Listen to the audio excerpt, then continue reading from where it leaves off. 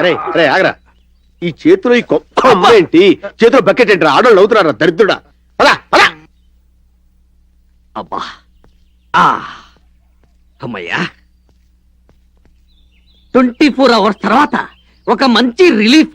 ఇప్పుడు హాయిగా ఉంది. నీళ్లుంటే బాగుండేది తాగడానికి.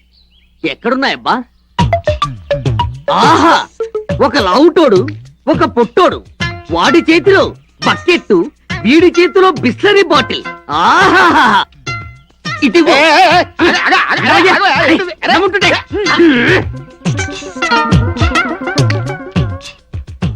అమ్మయ్యా, ఇప్పుడు హాయిగా ఉంది. కొంచెం ఉప్పగా ఉన్నాయేంటి? మరి కడుక్కునే నీళ్ళు ఉప్పుగా లేకపోతే ఎలా ఉంటాయండి? అంటే ఒరిజినల్ బిస్లరీ వాటర్ కాదా? ఒరిజినల్ బిస్లరీ వాటర్ తో కడుక్కుంటాం. ఖాళీ బాటిల్ లో మురికి నీళ్ళు పోసుకొని వెళ్తాం. మురికి నీళ్ళు అంటే నువ్వు దేనికో వాడే వాటరు, నేను దేనికో వాడానంటే నా గతి ఏంటి? రేపు పొద్దున నా కలరా వచ్చి పైకి పోతే నన్ను కాపాడేది ఎవరు? భగవంతుడా, ఎంత శిక్ష విధించావు తండ్రి. నిన్ను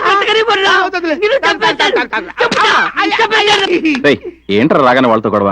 గొడవ కాదు, గందరగోళం సృష్టించారు. ఈ కాంపౌండర్ చేత కంపెనీలు తాగించారు. ఓహో, మీరు కాంపౌండరా? మరి మీరెవరండి? నేను డాక్టర్ ప్రదీప్. డాక్టర్ ప్రదీప, మీరెందుకు వచ్చారండి ఇలాగా? అమృత హాస్పిటల్లో వర్క్ చేయడానికి వచ్చాం. హాస్పిటల్కి దారి చెప్తారా? మీకు ఇప్పుడు హాస్పిటల్ రూట్ కావాలి అంతే కదా? మీరు పని చేయండి, ఇప్పుడు ఈ రోడ్ అట్టుకుని ఇలా వెళ్ళిపోండి. వెళ్ళేలా రైట్కి వెళ్ళండి, అక్కడ అలాంటి వాడు ఒకడు ఉంటాడు. వాడి చేతిలో కూడా బిస్లరీ వాటర్ బాటిల్ ఉంటుందా? ఉంటే తీసుకొని తాగండి. ఇక చస్తే ఈ ఊళ్ళో వాటర్ బాటిల్ లో వాటర్ తాగను. ఏ చెంబో బిందో చూసుకుని వాటిలో నీళ్లుంటే అవి తాగి సంతోషపడతాను. వాళ్ళని అడ్రస్ చెప్పని. ఇది అడ్రస్? దీన్ని అడ్రస్ అంటారా? ఆ పొట్టోడు చెప్పిన ప్రకారం ఇక్కడికి వస్తే ఇదేమిటి? అసలు ఈ ఇంట్లో సమాధులు కట్టారా? సమాధుల్లో ఇల్లు కట్టారా? ఏమీ అర్థం కావడం లేదే. సుందరి,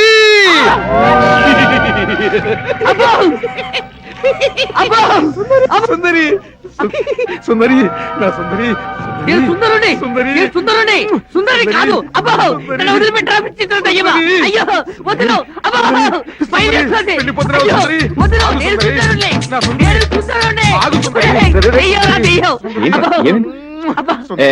వెళ్ళిపో, వెళ్ళిపో. సుందరి, మళ్ళీ వస్తాను సుందరి. మనం వెళ్ళిపోతాడా? బ్రతుకుంటే ప్రాంతీసి నమ్ముకొని బతకొచ్చి వెళ్ళిపోతానండి. వెళ్ళిపోతాను. నమస్తే గురుగారు. ఏంటి? ఏమీ లేదు, నువ్వు ఇటే వస్తావని తెలిసి నీకోసం నిఘా వేశాం. ఎందుకు? ఇదిగో, నీకు ఒక చిన్న టెన్షన్. ఆ అమ్మాయి నిన్ను ఇంటర్వ్యూ చేస్తుందట. ప్రశ్నల వర్షం కురిపిస్తుంది. అన్నిటికీ నువ్వు కరెక్ట్ గా సమాధానం చెప్పాలయ్యా. ఏమండి, సమాధానాలన్నీ కరెక్ట్ గా చెప్తే నాకు ఈ ఆటో తోలుకోవాల్సిన కర్మ ఏంటండి? ఎందుకయ్యా ఆటో అని అంత పెద్దగా అరుస్తావు? అబ్బా, నువ్వు ఉండు వంకర శాస్త్రి. గురువు గారు, మీరు కూడా వచ్చారా? సారీ మామయ్య గారు. నమస్తే. నమస్తే బాబు. మా అమ్మాయి నీ ఉద్యోగం ఏమిటి అని అడిగితే ఆటో డ్రైవర్ అని చెప్పకు, ఆటోమొబైల్ షాప్ పెట్టుకున్నా అని చెప్పు. మిగతా విషయాలు నేను చూసుకుంటా.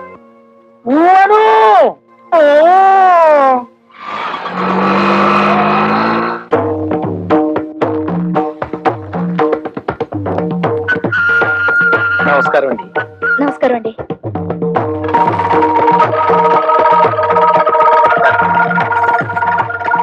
కూర్చోండి. Thank you, thank you. అన్ని తాళాలున్నాయి, ఏం చేస్తున్నారు? ఆటోమొబైల్ షాప్ అండి. మీకు సంపాదన ఏమాత్రం ఉంటుంది? సడన్ గా నీ సంపాదన ఏంటి అంటే ఏం చెప్తావు? ఆటో రన్నింగ్ బట్టి ఉంటుంది. ఫినిష్ అయిపోయాం. ఆటో రన్నింగ్ బట్టా? అదేనండి, ఆటోలు రన్నింగ్ అయితేనే కదా పాడయ్యేది. ఆటోలు పాడైతేనే కదా స్పేర్ పార్ట్స్ ఆటోమొబైల్ షాప్ కి వచ్చేది. అమ్మయ్యా. ఆడవాళ్ళ గురించి మీ అభిప్రాయం ఏంటి? ఆలయాన వెలసిన ఆ దేవత రీతి, ఇల్లాలే ఈ జగతికి జీవన జ్యోతి. పాటల్లో వద్దు, మాటల్లో చెప్పండి. మగాడు పైకొచ్చిన ఆడదాని వల్లే, కింద పడ్డ ఆడదాని వల్లే, ప్రభుత్వాలు నిలబడిన ఆడదాని వల్లే, కూలిపోయిన ఆడదాని వల్లే.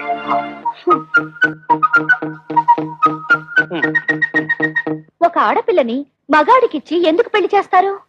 ఎందుకంటే భర్త కోరికలు తీర్చడానికి, పిల్లల్ని కనడానికి, ఇంటిల్లపాదికి కమ్మగా వండి పెట్టడానికి. దానికి మాత్రమేనా?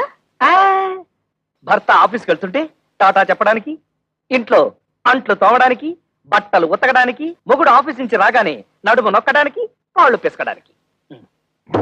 Get up. ఎవరినండి? మిమ్మల్ని Get up.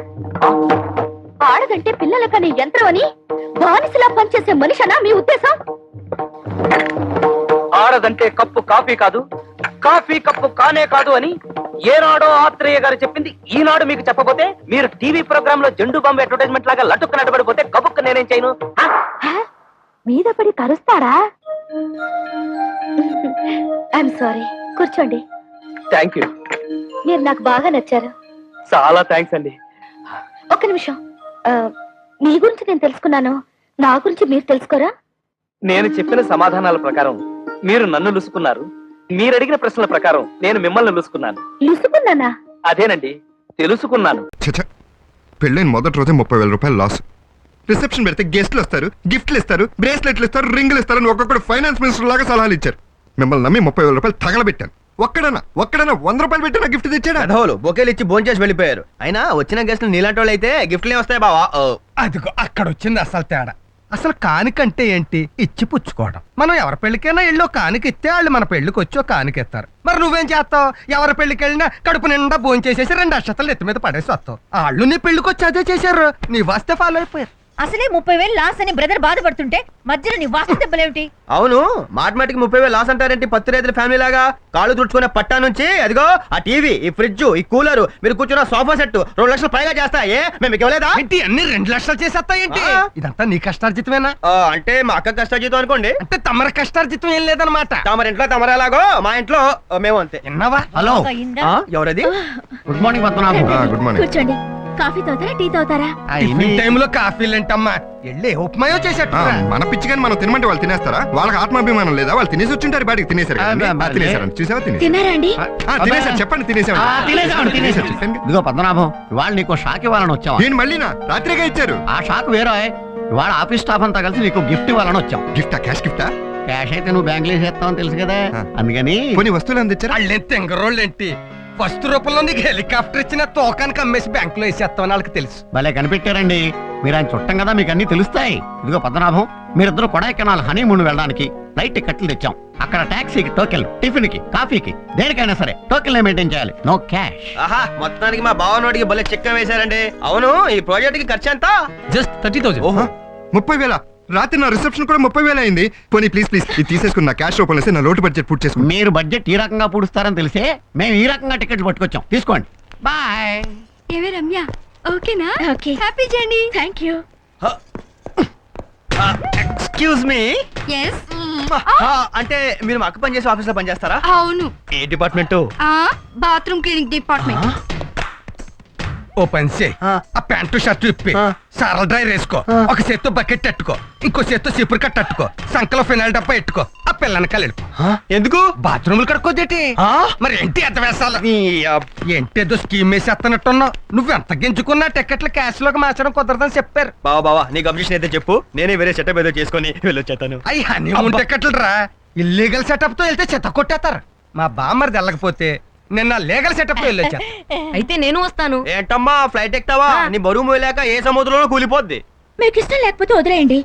మన కొడైకెనాల్ వెళ్తే వారం రోజులు మన ఇంట్లో భోజన ఖర్చు తగ్గుతుంది, 5 స్టార్ హోటల్లో ఫ్రీగా తినొచ్చు అనుకున్నాను. నాకు అదృష్టం లేదు. అన్నయ్య, వదిన తీసుకుని మీరే ఏంటిది 30,000 రూపాయలు టోకన్ అపనంగా వదిలేస్తారనుకున్నావా? మనం వెళ్తున్నాం అంతే. ఎక్కడికక్కడే వెంకటలక్ష్మి దొరికిందల్లా శివలక్ష్మి. వెళ్ళి సామాన్ సర్దుకో, వెళ్ళు.